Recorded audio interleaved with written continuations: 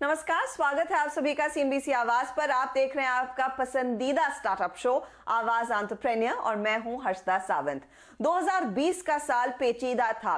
Covid की चिंता, economy में स्लो डाउन, लॉकडाउन, ये सब हमने देखा है। लेकिन अब 2021 से हम एक नए दशक में उतर गए हैं। तो ये दशक क्या कुछ लेकर आएगा, खास तौर से भारतीय स्टार्टअप इकोसिस्टम के लिए, इसी पर है हमारा खास ध्यान। और इस चर्चा में आज मेरा साथ दे रहे हैं ओराइस वेंचर पार्टनर्स के managing partner Rehan Yar Khan, LetsVenture की फाउंडर शांति मोहन और साथ ही जीएसएफ एक्सेलरेटर के founder and CEO Rajesh Sawhney. 2020 से तो हम निपट ही लिए हैं। इनिशियल हिकअप्स थे, ब्लैक स्वॉन इवेंट का करार दिया गया था, लेकिन at the end of the day we all turned out fine, हम कह सकते हैं। शांति, इस नए साल से क्या उम्मीदें हैं? जो सेकेंड हाफ 2020 में रिकवरी देखने को मिली थी, क्या ये और मोमेंटम पकड़ेंगी? तो 2020 एज अ ईयर, जो आपने सही बोला, that first half was actually pretty challenging. April and May was when we actually saw the slowdown, but June के बाद we actually started seeing recovery, a lot more investment coming into the ecosystem. हमारे platform पे हमारे 7,000 investor हैं, 200 family offices हैं, and what we have seen is that the digital adoption even from the investor side of the marketplace was accelerated because people did not have the option to go meet with founders, but investments was happening and they were forced to adopt the digital mechanism of investing. And that has been my biggest takeaway for 2020, is that larger check sizes, larger family offices writing 5 crore checks have actually decided to come to digital platforms as well as meet founders digitally before they make the commitments. Interesting turn of events, digitisation का जो push था उससे काफी मदद मिली है। रेहान, आपके लिए ये पिछले साल का एक्सपीरियंस कैसा रहा है? आप भी ग्रोथ स्टेज कंपनियों में, अर्ली स्टेज कंपनियों में निवेश करते हैं और उन सबके हाथ कई चैलेंजेस थे कि बिजनेस को कैसे पिवट करना है, आगे का आउटलुक क्या है, ज्यादातर लोगों को समझ नहीं आ रहा था। अब हम नए साल में उतरे हैं एंड आई एम श्योर कि लोगों का एम्बिशन भी बड़ा है 2020 के हिकअप्स के बाद। आपके परसेप्शन में कितनी और ऊर्जा इस डिजिटाइजेशन वाले माध्यम को मिलेगी और ये कितना मदद करने वाला है इस इकोसिस्टम को और भी मजबूत बनाने में? हमने भी ये देखा है कि हमारे कंपनियों में डिजिटल एडॉप्शन 2 या 3 साल आगे एक्सेलरेट हो गया लॉकडाउन के जरिए, क्योंकि लोग ऑफलाइन जा नहीं सकते थे। नाउ 2021 में इसके जो बेनिफिट्स आएंगे, जो मार्केट 2021 का है ऑनलाइन मार्केट, वो 2023 या 2024 मार्केट के किस्म का है जो पहले प्रोजेक्टेड था। तो इतना एक्सेलरेशन हुआ है। तो एक तो डिजिटल मार्केट बढ़ गया है, नंबर 1। नंबर 2, क्योंकि टेक्नोलॉजी कॉस्ट हर साल गिर रहे हैं, तो इसके तरफ से जो नए कस्टमर्स ऑनलाइन आ रहे हैं, जैसे कि रूरल इंडिया, किसान, टियर 4 सिटीज, ये भी एक नया मार्केट आया है 2021 के लिए, और इनके लिए भी अब सर्विसेज बन रही हैं।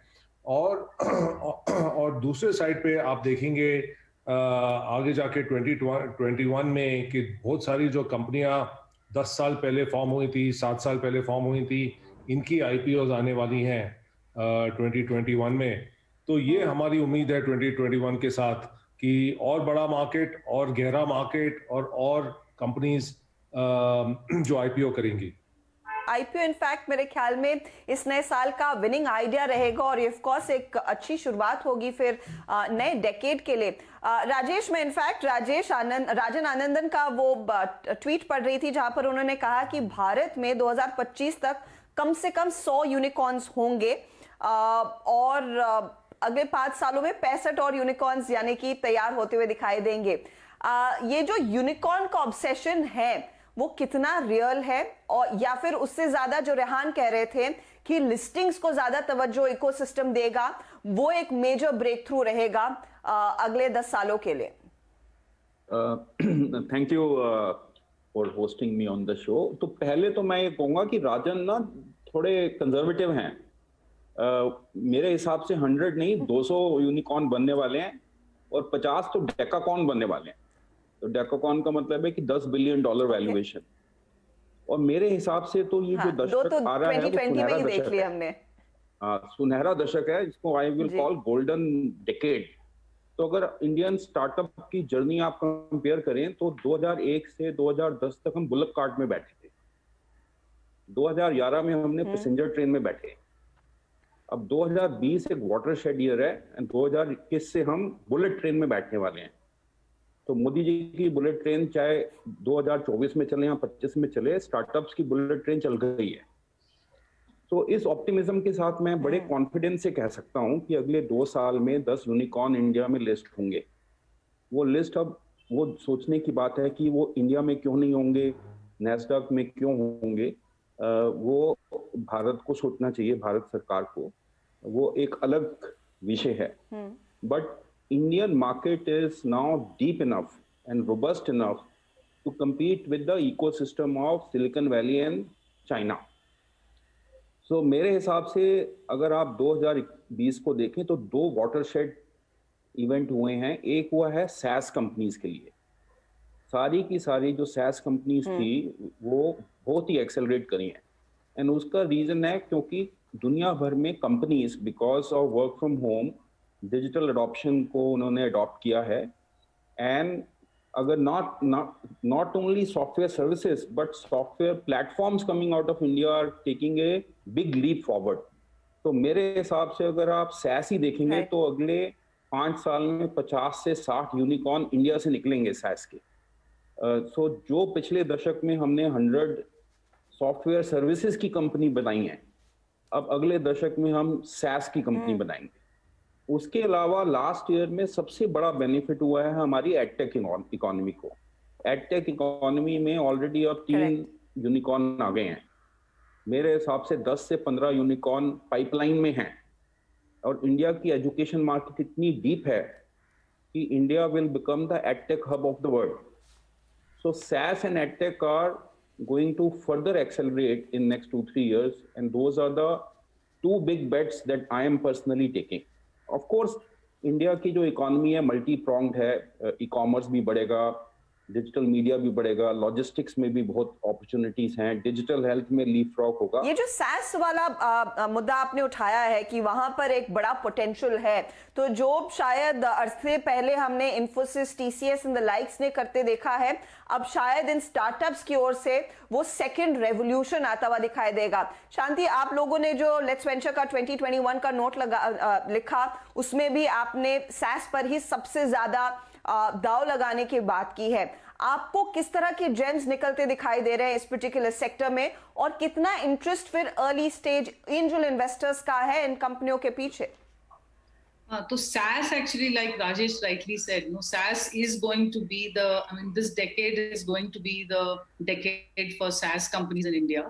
And आप अभी early stage पे देखोगे तो there is a gap in the number of angel investors जो SaaS पे invest कर रहे हैं, and that is the focus for Let's Venture, because अभी जो SaaS companies हैं mostly there are micro funds and VCs who are investing into SaaS. हमारे angel investors जो इंडिविजुअल एंजल इन्वेस्टर्स हैं वो थोड़े कम हैं SaaS में। एंड हमारा लेट्स वेंचर का प्रयत्न है कि to create a lot more early investors in SaaS, and because of that we are trying to also create a program around the SaaS cohort. But really to come back to the trends of the decade here, what I want to mention is I think we are yet to see a lot more innovation in the digital space. I think people are going to discover new ways of doing business which will create higher access. So 2020 tak, in my belief, there was an income divide in India, right? But I think from this decade onwards there is going to be a digital divide. So companies which will go digital are going to win the market, because you're going to be able to penetrate deeper markets and you're able to create deeper access for our customers.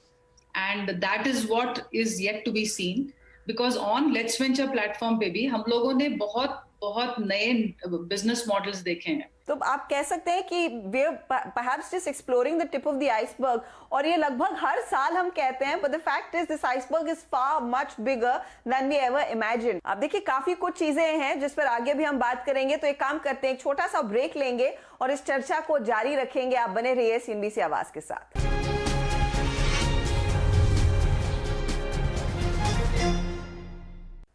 Welcome back, आप देख रहे हैं आवाज entrepreneur और आज चर्चा हो रही है अगले दशक की। अगला दशक एक सुनहरा मौका लेकर आ रहा है भारतीय स्टार्टअप इकोसिस्टम के लिए, और इस चर्चा में मेरा साथ दे रहे हैं ओराइस वेंचर पार्टनर्स के रेहान यार खान, लेट्स वेंचर की शांति मोहन और JSF एक्सेलरेटर के राजेश साहनी। रेहान, आप किस पर दाव लगा रहे हैं? आपको क्या लग रहा है अगला दशक किस तरह की कंपनियों के नाम होने वाला है? One of the areas जिसपे हम we are continuing to focus is on e-commerce. We believe कि e-commerce में अभी भी बहुत ही थोड़ा क्रिएशन हुआ है स्टार्टअप्स के जरिए, और काफ़ी अभी बाकी है। काफ़ी नए किस्म के ई-कॉमर्स, ऑनलाइन ब्रांड्स, इसका मूवमेंट तो हमने जो पिछले डेकेड में देखा वो शुरुआत ही देखी उसकी, और ई-कॉमर्स में भी अभी काफ़ी बाकी है। एक तो वो है। सेकंड इज हम लोग देख रहे हैं जो न्यू मीडिया है वाया इंटरनेट, वाया स्मार्टफोन्स, वो काफ़ी डीप जा रहा है अब हिंदुस्तान में, तो वो हमारी एक दूसरी एरिया है फोकस की। तीसरी एरिया है जो एग्री एरिया है, एग्री और रूरल, उसमें जैसे कि शांति ने बताया कैटल ट्रेडिंग हो रही है और अलग अलग चीज़ें हो रही है। तो क्योंकि अब cell phone penetration rural areas और एग्रीकल्चरल एरियाज में जा चुका है, तो इसके तरफ से वो पूरी एरिया अब एड्रेसेबल मार्केट बन गई है, और तरह तरह की सर्विसेज वहाँ पे आएंगी। तो ये लगभग 3 एरिया है। बाकी की एरिया जैसे कि फाइनेंस, एजुकेशन, असल में बात यह है कि जो ऑनलाइन टेक्नोलॉजी अडॉप्शन है वो हर एक एरिया में हो रहा है। तो ये काफी वाइड स्कोप है इसमें जो हम देख रहे हैं। तो उसमें से हम लोग 5-6 एरियाज लेके फोकस कर रहे हैं, क्योंकि इट्स नॉट पॉसिबल कि हर एक एरिया में आप जाके फोकस करो। तो we have about 6 areas within the fund that we are saying which is going to be our mandate for the next few years. But the good news is कि हर एक area इससे ये touch हो रहा है, और हर एक एरिया ये बढ़ेगा। जैसे कि कहावत है इंग्लिश में, with the rising tide all boats will rise। तो वही हम हिंदुस्तान में देख रहे हैं जो हो रहा है। एक जो मुद्दा रेहान आपके भी मन के काफी करीब है, वो ऑफ कोर्स एग्जिट्स और लिस्टिंग का है, और आप लोगों ने स्पीयर लीड किया है वो कॉन्वर्सेशन सरकार के साथ और सेबी के साथ। क्या लग रहा है कि क्या आपको आप भारतीय कंपनियों को भारत में लिस्ट होता ज्यादा देखेंगे, या फिर वो फाइनल विंडो खुल जाएगी कि भारतीय स्टार्टअप सीधे जाकर नैस्डैक में भी लिस्ट हो सकती हैं? क्या वो आपको होता दिखाई दे रहा है, और अगर हाँ तो क्या कुछ और लॉज में, गवर्नेंस में चेंजेस की जरूरत है? पर्सनली मुझे जो सेबी की जो रूल्स हैं उनके साथ कोई शिकायत नहीं है as far as listing goes Hindustan में। मुझे नहीं लगता है कि मेजॉरिटी ऑफ जो इंडियन स्टार्टअप्स है ओवरसीज जाएंगी लिस्टिंग के लिए। मुझे ये कभी नहीं लगता था। वो खाली एक मैटर था कि कब वो स्टार्टअप्स तैयार होंगी लिस्टिंग के लिए, और अब वो स्टार्टअप्स तैयार हो गई हैं लिस्टिंग के लिए। सेबी के rules are fine in my opinion for listing with in India. खाली एक इशू हो सकता है कि अगर बहुत ही बड़ी कोई लिस्टिंग हो, $10 billion मार्केट से रेस करना चाहे या $15 billion मार्केट से रेस करना चाहे, तो शायद हिंदुस्तानी मार्केट उतना डीप नहीं हो उनके लिए। तो शायद वो कंपनीज को ओवरसीज हांगकांग या US में जाना पड़े। बट बाकी की जब सो कंपनीज हैं, क्योंकि उनका ब्रांड इंडिया में है, उनके कस्टमर्स इंडिया में है, उनकी पहचान इंडिया में है, तो वो कोई जरूरत नहीं है वो कंपनीज को ओवरसीज जाने की। उनको बहुत अच्छी प्राइसेस, बहुत अच्छा डिमांड और बहुत अच्छा कैपिटल रेज हिंदुस्तान में ही मिल सकता है। और मुझे लगता है कि 90 to 95% और इवन 99% ऑफ जो स्टार्टअप्स जो लिस्ट होने वाली हैं वो सब हिंदुस्तान में ही लिस्ट होंगी, और ओवरसीज जाने की उनको जरूरत नहीं। तो बड़ी वैल्यू अनलॉकिंग और ऑफ कोर्स बड़ा रिटेल पार्टिसिपेशन भी देखने को मिलेगा। शांति, आपका टेक क्या है? भारतीय स्टार्टअप्स भारत को प्रेफर करेंगी as against listing on Nasdaq? इस हफ्ते बात हुई है कि नायका तैयारी कर चुका है, जोमेटो ने खुद कह दिया कि 2021 में आईपीओ लेकर आएंगे, delivery, there so many names. Yes. So I think, last decade was about value creation. I think this decade is going to be about wealth creation. तो जैसे रेहान ने बताया, I think SEBI के norms are pretty okay for the startups to list, and उनके India में brand है, तो I think India में listing is better because people know the brand. And if you look at the principles of public market investing also, when people buy stocks in public market, they somewhere say, let me also be a consumer of that brand, right? And I think today Zomato and Nykaa, they have millions of users in India, so unko India listing will be of course a lot more beneficial from the enhancement of the brand perspective, right? So I think you will find a lot more. You would rather have your users become your investors than to go to a very new market. So I think that this decade is also going to be about wealth creation among employees. हम लोगों ने देखा है कि काफी startups ने ESOP buyback किया है.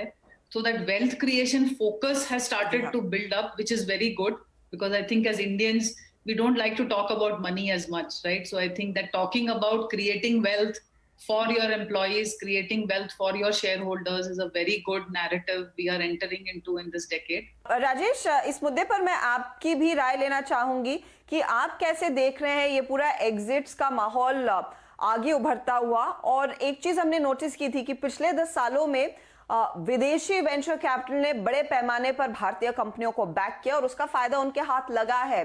क्या इस डेकेड में ये लार्जली ड्रिवन रहेगा इंडियन इन्वेस्टर्स के जरिए? आप जैसे इन्वेस्टर्स, रायस जैसे इन्वेस्टर्स, ब्लूम जैसे investors in the other Indian players, क्या उनके हाथ ज्यादा चंक ऑफ द पाई लगेगा इन्वेस्टमेंट का?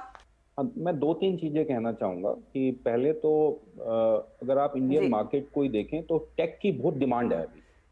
आप देखिए शेयर प्राइस इंडिया मार्ट के, जिनका मैं बोर्ड डायरेक्टर भी हूं, और इन्फो एज कितनी शॉर्ट सप्लाई में है, and what great reception both quality stocks have received in the market. So I think Indian market will give great reception to high quality technology stocks जब वो list होंगे. तो Indian founder और Indian investors को कुछ डरने की जरूरत नहीं है इंडियन मार्केट में लिस्ट होने के लिए. उनको बहुत अच्छा रिसेप्शन मिलने वाला है, रिटेल से भी और इंस्टीट्यूशनल इन्वेस्टर से भी. दूसरा जो हमने एक इम्पैक्ट देखा है कि जब कंपनीज लिस्ट करती हैं तो ईसॉप की वैल्यू अनलॉक होती है, एंड उससे बहुत बड़ा वेल्थ क्रिएशन इम्पैक्ट पूरी कंट्री में आएगा. एक जमाना था जब इन्फोसिस ने ये कल्चर बनाई थी, वो पहली शायद कंपनी थी जिसने ईसॉप की को मेन स्ट्रीम लेके गए थे, एंड उसका बेनिफिट बहुत हुआ. जी हाँ. बड़ी नई कंपनीज बनी उन एम्प्लॉइज से, एंड आई थिंक वही चीज अब दोबारा होने वाली है. एक वर्चुअस साइकिल क्रिएट होगी जब एम्प्लॉइज 1 करोड़ से 1000 करोड़ तक के बेनिफिशियरी होंगे, एंड वो एक नई साइकिल क्रिएट करते हैं, एक नई तरह की कंपनीज बनाते हैं. अभी फ्लिपकार्ट को ही देखो, उस कंपनी से ही 10-15 कंपनीज नई निकल चुकी हैं, एंड ये एक बहुत बड़ा फायदा होता है स्टार्टअप इकोसिस्टम को जब ईसॉप्स की वैल्यू अनलॉक होती है एम्प्लॉइज के लिए. तो नेशन में भी वेल्थ क्रिएट होती है और वेल्थ मल्टीप्लायर होता है. तो it's very important that this happens in the next few years, that 10-15 companies unlock the value for their employees, not only for the shareholders. Lastly, मैं ये कहूँगा कि ये कहानी तो भी शुरू हुई है. इंडिया में अब 2 तरह की, मतलब हमारे पास 2 रिसोर्सेज हैं. एक रिसोर्सेज है टैलेंट, एंड उस टैलेंट को हमने पहले लेवरेज किया जब सिलिकॉन वैली ने सॉफ्टवेयर को इंडिया में आउटसोर्स किया, सॉफ्टवेयर सर्विसेज बनी. अब वही टैलेंट प्रोडक्ट बना के सैस में बड़ी बड़ी कंपनीज बनाएगा. दूसरा हमारे पास जो है वो है मार्केट. हमारी मार्केट में डेप्थ है, हमारी मार्केट में लोग हैं, हमारा पर कैपिटा कम है बट वो ग्रो कर सकता है फास्ट अगर गवर्नमेंट की जो स्कीम्स अब उन्होंने लॉन्च करी हैं, we can multiply our per capita income. So based on that I think there is a new cycle of wealth and value creation that will emerge in what मैं बोलता हूँ golden decade of Indian startup ecosystem जो अब start हुआ है. 2021 में। सो investors के लिए जो उन्होंने लास्ट दशक में जिस भी इन्वेस्टर ने पैसा लगाया है स्टार्टअप इकोसिस्टम में, वेदर जो एंजल होगा या वीसी होगा या इंस्टीट्यूशनल इन्वेस्टर होगा, उसको बहुत ही हैंडसम रिटर्न टेक्नोलॉजी देगी इस दशक में। और इस दशक में जो लगाएंगे वो अगले दशक में उससे भी ज्यादा कमाएंगे। और दूसरी एक जो बहुत बड़ी बात हो रही है इस दशक में जो लगाएंगे का अपना मुद्दा उठाया, उस पर मैं शांति की एक फटाफट राय लेना चाहती हूँ। शांति, हमने देखा है कि ऑफ कोर्स एंजल इन्वेस्टर्स की ओर से इंटरेस्ट आया है, वेंचर कैपिटल निवेशकों की ओर से इंटरेस्ट आया, लेकिन आप लोगों का जो फैमिली ऑफिस से ताल्लुकात बड़े हैं पिछले 6-8 महीनों में, उनसे कितना इंटरेस्ट देखने को मिल रहा है? वो कितने इच्छुक हैं भारतीय स्टार्टअप्स में इस समय पैसे लगाने के लिए, और क्या वो बड़ा गेम चेंजर रहेगा? तो हमारे फैमिली ऑफिसेस, जैसे मैंने बताया, लास्ट 7 मंथ्स 200 फैमिली ऑफिस आए हैं प्लेटफॉर्म पे। और जब हम फैमिली ऑफिस की बात करते हैं तो family office is defined by there net worth, which is anything from 500 crores to 1000 crores। तो ये बड़े फैमिली ऑफिसेस हैं। और what we recommend is that the option not to invest in private markets is not an option anymore, right? Because when you create your wealth asset allocation, you have to keep aside some part for private markets. And जो हम लोग family office से सुन रहे हैं कि next 5 years जिसने startups में नहीं इन्वेस्ट किया, they are going to lose out that entire, like what Rajesh was saying, right? The golden period of investing, because the next 5 years is when you invest, you will start to see the returns after the next 5 to 8 years, right? तो वो तो mandatory, almost mandatory हो गया है as an investment thesis to kind of look at private markets. और जो हम लोग देख रहे हैं family offices, they are also, you know, being able to co-invest along with the VCs and with other active investors. So family offices can actually leverage that intelligence which has already been built in the ecosystem in the last 10 years, and they are able to write large checks. But besides that, जो हम लोग value देख रहे हैं family offices में, is that they are able to open doors for the startups, right? Startups चाहते हैं कि family offices उनके round में participate करें, because they actually open up distribution networks, they open up customer networks, they open up government connections, and they have done business in the traditional India. तो उनको business acumen उनका बहुत high है. They understand how to navigate the business environment of India, which is actually a knowledge required for the upcoming entrepreneurs who are now building businesses for India. Correct. तो अब देखिए, opportunity ढेर सारी है। In fact इस चर्चा को मैं और लंबा खींच सकती थी, लेकिन समय की थोड़ी सी कमी है। लेकिन आप लोगों ने बहुत अच्छे से समाप्त किया है कि अगला जो दशक है वो एक सुनहरा मौका रहेगा इस इकोसिस्टम के लिए, निवेशकों के लिए, and most importantly innovators and entrepreneurs के लिए। बहुत बहुत शुक्रिया रेहान, शांति और राजेश हमारे लिए इस खास चर्चा में समय निकालने के लिए। इसी के साथ लेंगे एक ब्रेक। आप बने रहिएगा CNBC आवाज के साथ। नमस्कार, टेक केयर।